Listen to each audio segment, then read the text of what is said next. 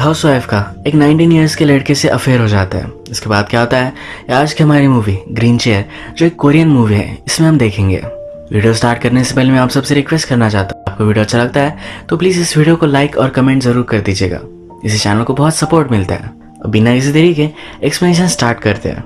Movie start होती है और हमारे दो मेन कैरेक्टर मुनही और सुयू ये अभी अभी इंटीमेट हुए हैं, ये हम देख सकते हैं। मुनही ये एक हाउसवाइफ है और सुयन सिर्फ एक 19 ईयर्स का एक लड़का। मुनही उससे पूछती है कि क्या ये तुम्हारा फर्स्ट टाइम था।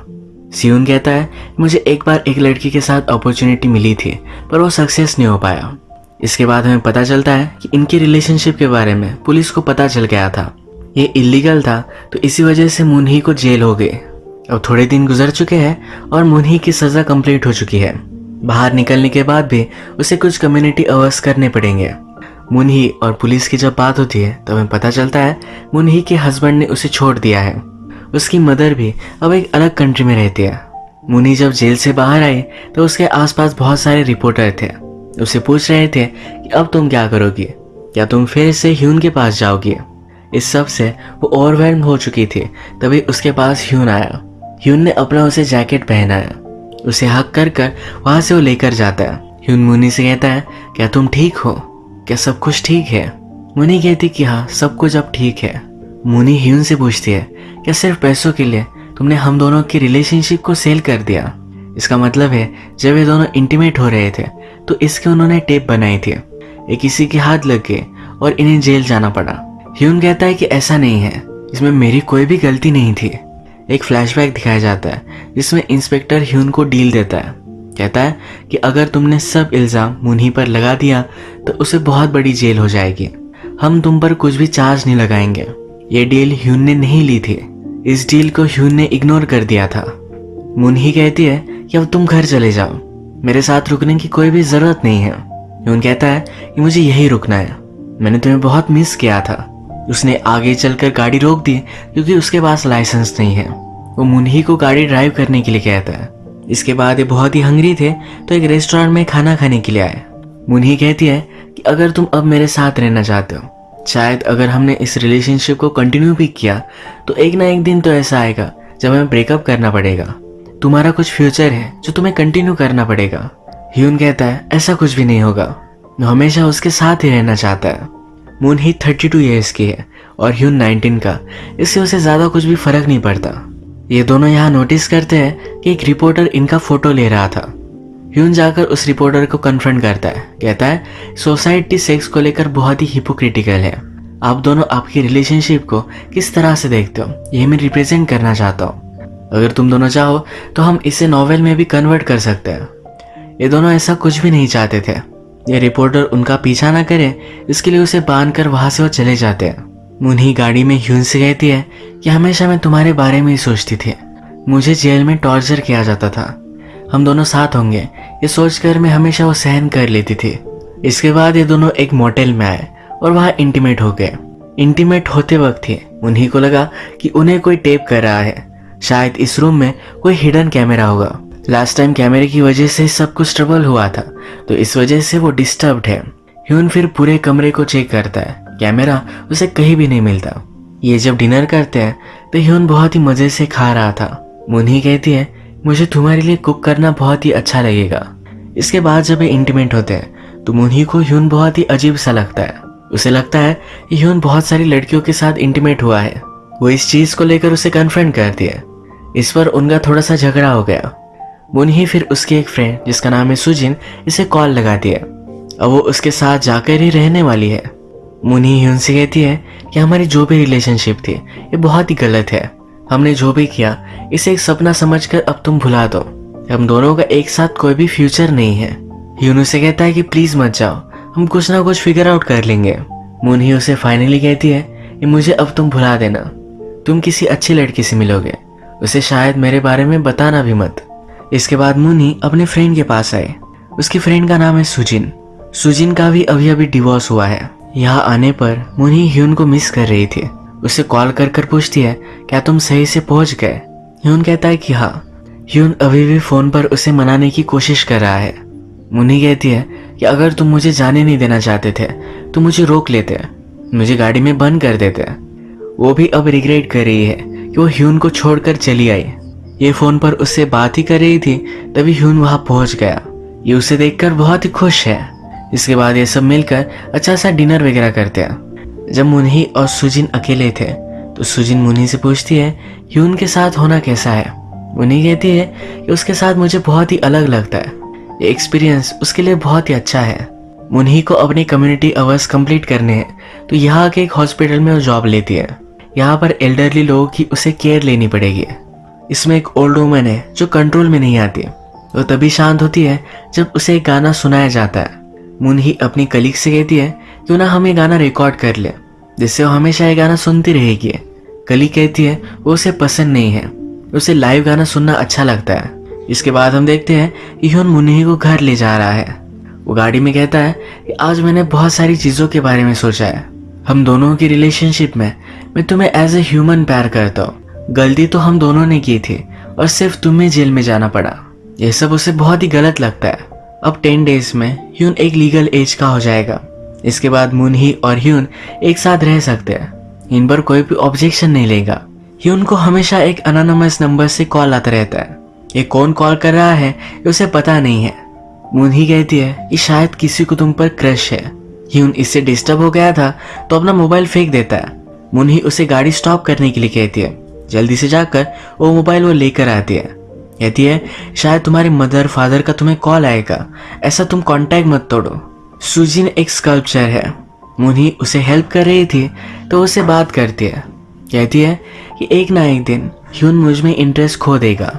इसके बाद वो कैसे जिएगी ये उसे पता नहीं है। सुजिन कहती है ये सब बातों के बारे में मत सोचो, तुम हमेशा एक साथ रहोगे। रात में मुन्ही को सपना आता है ह्यून और उसकी फ्रेंड सुजिन ये दोनों एक दूसरे के साथ इंटीमेट हो गए हैं। इस सपने से बहुत ही डिस्टर्ब हो जाती है। रात में जब ह्यून और मुन्ही इंटीमेट होते हैं तो ह्यून उसे आई लव यू कहता है। इसके बाद मुन्ही उससे कहती है कि जब तुमने मुझे आई लव यू कहा तो मुझे बहुत अच्छा लगना चाहिए था। वो ह्यून के साथ ज्यादा कुछ भी फील नहीं कर पा रहे। ह्यून, सुजिन और मुन्ही एक साथ अच्छे से रह रहे हैं। ह्यून कभी कभी इन दोनों के लिए अच्छा सा लंच भी बनाता है। मुन्ही के हॉस्पिटल में जो ओल्ड लेडी सिर्फ गाना सुनकर एंजॉय करती है, उसे गाना सुनाने के लिए एक दिन ह्यून भी आता है। मुन्ही एक पेशेंट को नहला रही थी तो उस पेशेंट ने मुन्ही पर ही अटैक कर दिया। ह्यून मुन्ही को वहां से बचा लेता है। इस इंसिडेंट से वो डिस्टर्ब हो गई थी तो ह्यून कहता है कि चलो आज हम बाहर डिनर करते हैं। ये जब दोनों पब्लिक में थे तो ह्यून चाहता है कि मुन्ही उसका हाथ पकड़े। मुन्ही फिर अपना आउटफिट चेंज कर लेती है। वो कुछ ऐसे कपड़े पहनती है जिससे वो यंग लगे। डिनर पर ह्यून उसे कहता है जैसी तुम हो वैसे ही मुझे पसंद हो, मेरे सामने इस तरह से तुम यंग बनने की कोशिश मत किया करो। ह्यून कहती है कि जब भी तुम मुझसे बात करते हो तो बहुत ही पोलाइट होते हो, तुम मुझसे एज अ फ्रेंड बात किया करो। मुन्ही को बुरा लगता है इनके बीच में जो भी हुआ इसकी सजा उन्हें भुगतनी पड़ी। उसे लगता है कि उसने ह्यून को सीड्यूस किया था। उसे सॉरी कहती है। ह्यून कहता है कि तुम मुझे कभी भी सॉरी मत बोला करो, तुम्हारे सब सॉरीज को आई लव यू से तुम रिप्लेस कर दो। इसके बाद ये दोनों अपना मूड चेंज करने के लिए एक जगह डांसिंग के लिए आए। यहाँ पर वो फिर से उसी प्रीवियस के रिपोर्टर को नोटिस करते जो उनकी स्टोरी लिखना चाहता था। फिर से इन दोनों ने मिलकर उसके हाथ पैर बांध दिए। इसके बाद ये दोनों एक बार में आते हैं। ह्यून मुन्ही से कहता है तुम मुझे कितना तंग करती हो, मुझे सारे होटल में कैमरास तुमने ढूंढने के लिए कहे थे। मेरी पेंटिंग बनाते वक्त 3 घंटे मुझे खड़ा होना पड़ा। मुझ पर तुमने शक भी किया था, ये सब तुम क्यों करती हो। यहाँ पर वो नाटक कर रहा था कि वो बहुत ही ड्रंक है। मुन्ही उसे सॉरी कहती है पर ह्यून उसे याद दिलाता है कि सॉरी को तुम्हें आई लव यू से रिप्लेस करना है। अचानक से मुन्ही को हॉस्पिटल से कॉल आया। जिस ओल्ड वुमन को गाने की आवाज सुनने के बाद ही अच्छा लगता है, उसे बिना सुलाए वो हॉस्पिटल से चली गई थी। ये ओल्ड वुमन बाहर चली गई और उसका एक्सीडेंट हो गया। मुन्ही को हॉस्पिटल का स्टाफ बहुत डांटता है। उसे बहुत ही बुरा लगा। इसी ओल्ड वुमन की पिल्स उसने बहुत सारी खा ली। ये नींद की दवाई थी तो 2-3 दिनों तक वो उठी ही नहीं। ह्यून उसके लिए वरी करने लग गया था। मुन्ही को फिर से सपना आता है कि उसकी फ्रेंड और ह्यून ये दोनों इंटीमेट हो गए हैं, तो इसी वजह से डिस्टर्ब होकर वो जाग जाती है। ह्यून उसे सही से सहारा देता है। सुजिन को फिर एक आइडिया आता है। ह्यून का एक बर्थडे है तो उसके पेरेंट्स, मुन्ही की मदर, इन सबको बुला सकते हैं। जो भी सिचुएशन है ये सब हैंडल कर सकते हैं। ये आइडिया उन्हें अच्छा लगता है। इसके बाद डायरेक्टली हमें बर्थडे दिखाया जाता है। यहाँ पर ह्यून के पेरेंट्स, मुनही की मदर, उसका एक्स हस्बैंड और कुछ लोग हैं। ह्यून को जो लड़की हमेशा कॉल करती रहती थी, मुनही ने उसे भी कन्फ्रंट करने के लिए बुला लिया है। इस पार्टी में भी उसके पीछे ही पड़ गई थी। इस पार्टी में मुनही का एक्स हस्बैंड बहुत ही गुस्सा था। ह्यून मुनही को ये बात बताता है। मुनही कहती है, हम दोनों की रिलेशनशिप हमेशा बहुत ही घटिया थी, उसने मुझ पर चीट किया था।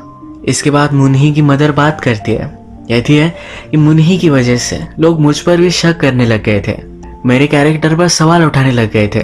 मुनही की मदर को लगता है उसने जो भी किया वो बहुत ही गलत है, उसे जेल जाना चाहिए। ह्यून सबसे कहता है कि मैं अच्छा सा स्टडी करूंगा, हार्ड वर्क करूंगा और सब कुछ ठीक कर दूंगा। ह्यून की मदर भी उसे सपोर्ट कर रही है। उसे लगता है कि ह्यून जो भी डिसीजन लेगा वो सही ही लेगा, क्योंकि आजकल ह्यून बहुत ही खुश है। ह्यून के फादर को ये सब चीजें गलत लगती है। उन्हें लगता है ह्यून को अपनी स्टडीज में फोकस करना चाहिए। ये सब चीजें बहुत ही गलत है। जो लड़की ह्यून को लाइक करती है, उसे लगता है कि मुनही ने ह्यून को फंसाया था। वो ह्यून से डायरेक्टली बात करती है, कहती है तुम्हारी जो भी नीड है वो मैं कंप्लीट कर सकती हूँ। इसके बाद इस पार्टी से शांति पाने के लिए ह्यून और मुनही बाहर आ गए। इनके पास मुनही का हस्बैंड भी आता है। वो मुनही पर बहुत ही ज्यादा गुस्सा है। वो ह्यून से कहता है तुम्हें हमेशा इसके साथ बहुत ही केयरफुल रहना पड़ेगा, तुम इस पर ट्रस्ट नहीं कर सकते। मुनही कहती है तुमने कभी भी मुझे सेटिस्फाई नहीं किया, हमेशा मुझ पर तुम चीट करते आ रहे हो। उसका हस्बैंड उस पर बहुत ही गुस्सा हो गया था, उसे मारने वाला था, पर ह्यून मुनही को बचा लेता है। हस्बैंड और ह्यून में बहुत बड़ी फाइट हो जाती है। इसके बाद ये पार्टी इन दोनों के लिए बहुत ही ओवरवेलमिंग हो चुकी थी। ये सबको वहां से जाने के लिए कहते हैं, म्यूजिक लगाकर अच्छा सा डांस करते हैं। उसके बाद ये दोनों इंटीमेट हो गए। अब मूवी में थोड़ा सा टाइम गुजर चुका है। मुनही ने अब डिसाइड कर लिया है ह्यून की लाइफ में रहना ये कोई अच्छी बात नहीं है। अब उसकी लाइफ से हमेशा के लिए चली जा चुकी है। ह्यून को भी किसी अलग लड़की के साथ हम देख सकते हैं। इनकी जो रिलेशनशिप थी, इस रिलेशनशिप के डायनामिक्स पर ये मूवी बहुत सारे क्वेश्चन उठाती है। अलग अलग थिंकिंग से सोसाइटी के पॉइंट ऑफ व्यू हमें दिखाती है। फाइनली मुनही को ये सब चीज़ गलत लगी और उसने ह्यून को छोड़ दिया। इसी तरीके से मूवी एंड हो जाती है। अगर आपको वीडियो अच्छा लगा तो प्लीज़ इस वीडियो को लाइक कर दीजिएगा, इस चैनल को सब्सक्राइब कर दीजिए और बेल नोटिफिकेशन आइकॉन दबाने में मत भूलिएगा। हम फिर से मिलेंगे और एक नई मूवी के साथ। तब तक के लिए थैंक यू और आप अपने आप का ख्याल रखिए।